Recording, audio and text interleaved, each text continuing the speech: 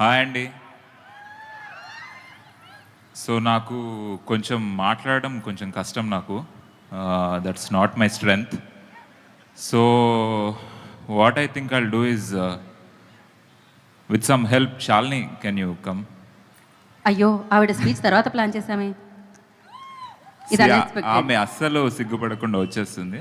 So పర్లేదు. Okay అండి, పర్లేదు. మీ మైక్ కూడా కావాలి. ఇంకో కావాలంటే ఇంకో 4-5 మైకులు తెప్పిద్దాం. నేను కూడా మీ అందరిలాగే సమంత గారి పెద్ద ఫ్యాన్. సో సమంత గారికి మన ఫ్యాన్స్కి మధ్యలో ఉన్న ఈ బంధం గురించి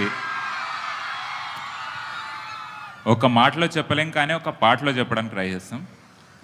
వంశీ గురించి ఇంకొక చిన్న డీటెయిల్ మీరు మిస్ అయ్యారు మ్యామ్.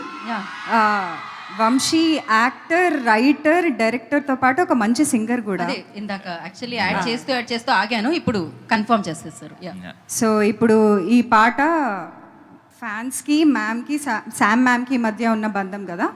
సో నేను ఫస్ట్ స్టార్ట్ చేస్తా, దాని తర్వాత నువ్వు పాడతావా? ఆ బంధం చెడగొట్టకుండా వాడు.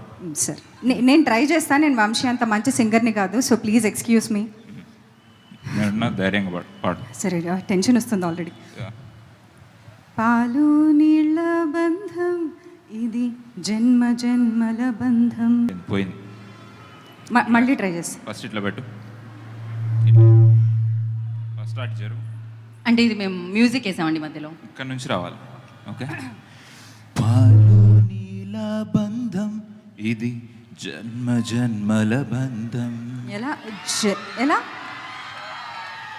నేను జన్మ జన్మల బంధం, జన్మ జన్మల బంధం. క్లోజ్. పువ్వు తేనె బంధం ఇది, జన్మ జన్మల బంధం. ఎందుకంత జన్మ అని అదోలా పాడుతున్నావు? ప్రేమ అలాంటిది. నీకు ఎమోషన్స్ లేవు, నీకేం తెలుసు? అది ప్రేమలా లేదు, ఇంకోలా ఉంది. Okay, next.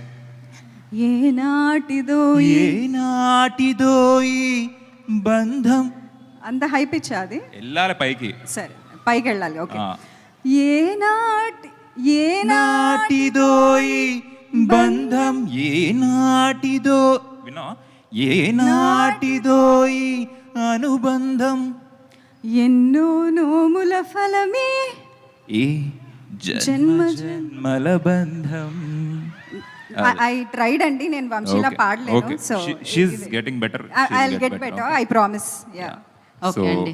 That's my speech. Yeah, దీని తర్వాత ఇంతకీ ఫ్యాన్గా మీ బంధం ఉంటుందో లేదో సమంత గారిని అడుగుదాం. ఇక్కడితో సమాప్తం అంటున్నారు ఆవిడ. శుభం. వెళ్దామండి, మనం అందరం వెళ్దాం కిందకి. మీ వల్ల నేను యాంకరింగ్ వదిలేద్దాం అనుకుంటున్నా, వెళ్ళిపోదాం అనుకుంటున్నా కిందకి.